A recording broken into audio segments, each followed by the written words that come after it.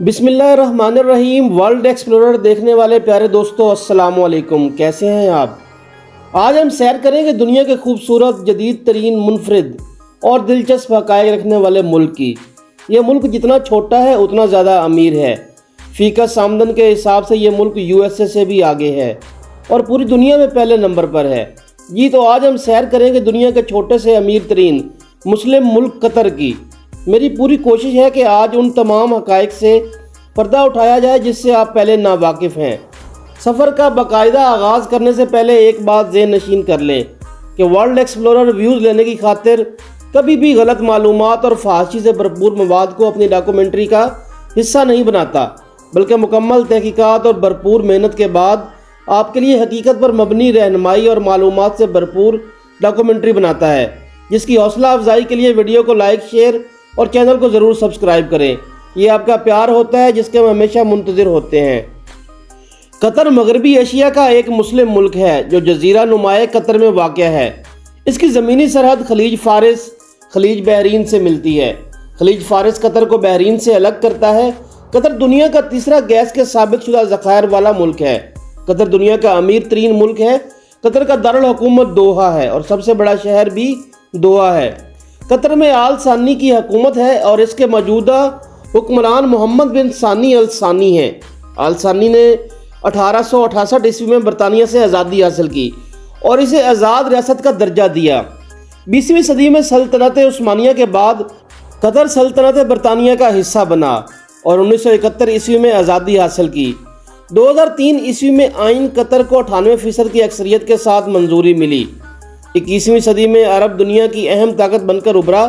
اس کا Al Jazeera media net work دنیا بھر میں اپنے معیار، مالیات اور ترقی کے لیے مشہور ہے۔ اس نے عرب بہار کے دوران میں کئی باغی گروہوں کو تعاون دیا۔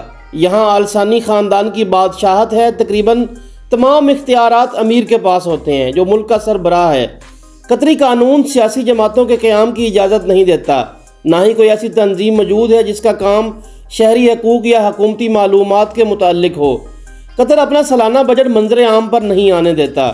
قطر ایک اسلامی ریاست ہے جس میں شریعت کا قانون نافذ ہے۔ تمام جرائم کی سزائیں اسلامی قوانین کے مطابق ہیں۔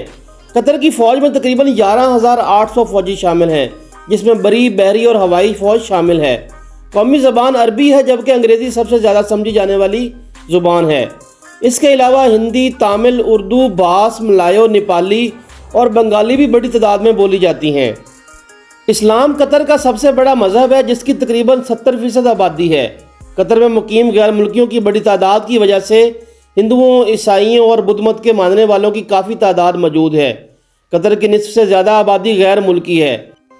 قطر کی کل آبادی 27,16,391 افراد پر مشتمل ہے اور آبادی کے اعتبار سے قطر دنیا بھر میں 143 نمبر پر آتا ہے۔ قطر کا رقبہ 11,581 مربع کلومیٹر ہے اور رقبہ کے اعتبار سے قطر 158 نمبر پر آتا ہے۔ کالنگ کوڈ +974 ہے۔ ڈومین نیم .QA ہے۔ ڈرائیونگ رائٹ سائڈ ہے۔ کرنسی قطری ریال ہے۔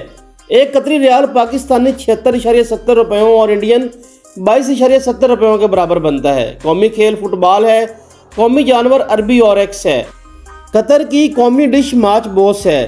قطر سمندر اور صحرا کے درمیان واقع ہے۔ یہ ملک روایات اور جدت کا امتزاج پیش کرتا ہے جسے دنیا میں کہیں اور تلاش کرنا مشکل ہے۔ ملک کی GDP کا زیادہ تر حصہ پیٹرول، قدرتی گیس کے ذخائر سے آتا ہے جو GDP کا 60% سے زیادہ ہے۔ قطر میں ریئل اسٹیٹ کا کاروبار بھی وسیع پیمانے پر ہوتا ہے۔ یہاں پوری دنیا سے لوگ سرمایہ کاری کرنا پسند کرتے ہیں۔ صحرائی سفاری، آثار قدیمہ کے مقامات، قلعے، کیلے کا جزیرہ، شیخ فیصل بن قاسم ال ثانی میوزیم، الذخیرہ، مینگروز، گھوڑوں اور اونٹوں کی دوڑ، مشہور ساحل، ہوٹل، سوق، کلچر اور جدیدیت قطر کو بہت خاص بناتے ہیں۔ عیسائی دور کے آخر میں قطر کو سریانی نام بیت قطرے کے نام سے جانا جاتا تھا۔ یہ خطہ صرف قطر تک محدود نہیں تھا، اس میں بحرین، تاروت جزیرہ، الخط، الحصہ بھی شامل تھے۔ متحدہ عرب امارات UAE کو خاک میں ملاتے ہوئے قطر کو دنیا کا چوتھا امیر ترین ملک قرار دیا گیا۔ یہ پہلا عرب ملک ہے جو دنیا کے 4 امیر ترین ممالک میں شامل ہے۔ قطر فی کس GDP کے حساب سے USA سے بھی آگے ہے۔ 2021 की रिपोर्ट के मुताबिक यूएसए की जीडीपी $56,200 थी, जबकि कतर की फीकस जीडीपी $61,940 थी। कतर में लड़कों और लड़कियों के स्कूल अलग होते हैं। मुल्की कवानीन और ज़वाबित के मुताबिक गैर शादीशुदा जोड़ों को कतर के होटलों में एक साथ रहने की इजाज़त नहीं होती। औसतन उजरत के लिहाज से कतर दुनिया भर में 6ठे नंबर पर आता है। कतर में पब्लिक प्लेस पर लड़के लड़की का गले लगाना या किस करना गैर कानूनी है। कतर की तारीख हज़ारों साल पुरानी है। कतर की एक बहुत लंबी तारीख है जिसका आगाज़ 50,000 साल पहले खित्ते में इंसानी कब्जे के पहले रिकॉर्ड के साथ होता है। सदियों के दौरान यह इलाका पुर्तगालियों समेत कई लोगों के ज़ेर तसल्लुत रहा। कतर की आबादी कदीम मकामी तहजीबों और मुख्तलिफ नस्लों के गैर मुल्कियों के दरमियान तकसीम है। मुल्क को तारकीन वतन के तनासब के लिहाज से सऊदीया अरब के बाद दुनिया भर में दूसरा सरकर्दा मकाम बनाता है। कतर में मुकीम गैर मुल्की ज़्यादातर हिंदुस्तानी हैं, उसके बाद नेपाली और पाकिस्तानी हैं। मुकामी सकाफ़त में इस्लामी अकीदे की मजबूती म्यूज़ियम ऑफ इस्लाम आर्ट के मजमूए में देखी जा सकती है, जो दुनिया में इस्लामी आर्ट का सबसे बड़ा ज़ख़ीरा रखता है। यह म्यूज़ियम दारुल हुकूमत दोहा के अहम मुकामात में से एक है।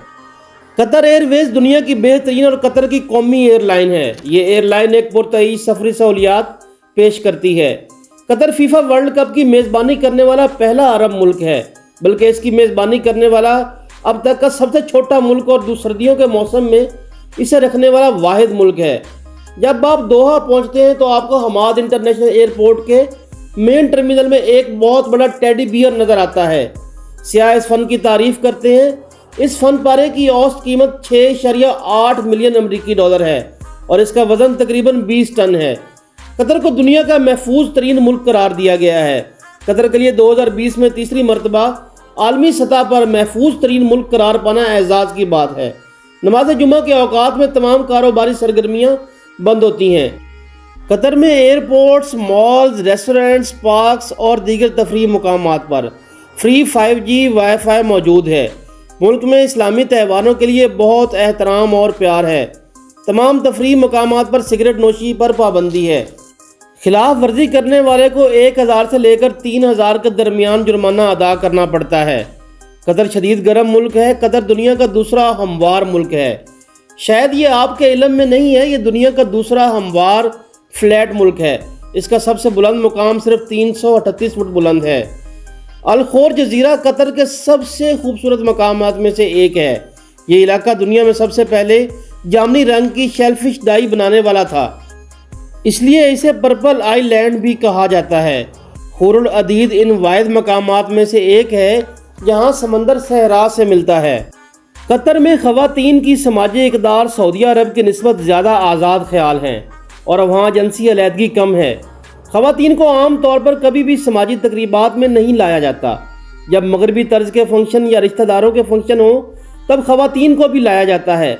कतरी एक सोहबत के मामूल पर अमल करते हैं जिसमें बुनियादी तौर पर किसी मुमकिन शरीक हयात को जानने से पहले मंगनी करना शामिल होता है। कानून कतरी ख़वातीन को गैर मुल्कियों से शादी करने की इजाज़त देता है, अगरचे ये मुश्किल है, लेकिन वो कुछ हकूक़ तर्क कर देती हैं, जैसा कि इनके बच्चे नहीं हो सकते। शादी की कम अज़ कम उम्र लड़कियों के लिए 16 साल और लड़कों के लिए 18 साल है। औरतों को मर्द सरपरस्त की इजाज़त के बगैर गाड़ी चलाने की इजाज़त नहीं होती। कतर की औरतें खूबसूरत और लंबे कद वाली होती हैं। कतर के अंदर एवरेज सैलरी 1800 दिरहम से 3000 दिरहम तक है और अच्छी जॉब्स की सैलरी 15,000 दिरहम से 30,000 दिरहम तक भी है। अगर आप बजट वाले मुसाफिर हैं तो आप रिहाइश, खुराक और ट्रांसपोर्ट समेत तकरीबन 60 से 100 डॉलर में एक दिन कतर में सैर कर सकते हैं। और अगर आप दरमियानी फासले के मुसाफिर हैं तो 150 से 250 डॉलर तक फ़ी दिन आपका खर्च हो सकता है। अगर आप 2 लोग हैं तो आपका खर्च कम हो जाएगा। कतर का पासपोर्ट दुनिया का 96 नंबर पर आने वाला ताकतवर पासपोर्ट है, जिसके ऊपर आप 68 मुल्कों का वीज़ा के बगैर सफ़र कर सकते हैं। कतर का टूरिस्ट वीज़ा पाकिस्तानियों के लिए फ्री है, जिसके ऊपर आप कतर में 30 दिन गुजार सकते हैं। उम्मीद करता हूँ कि मालूमात से भरी ये वीडियो आपको पसंद आई होगी। अगली वीडियो किस मुल्क पर बनाएं कमेंट करके ज़रूर बताएं। अब के लिए मुझे इजाज़त दें। अल्लाह निगहबान।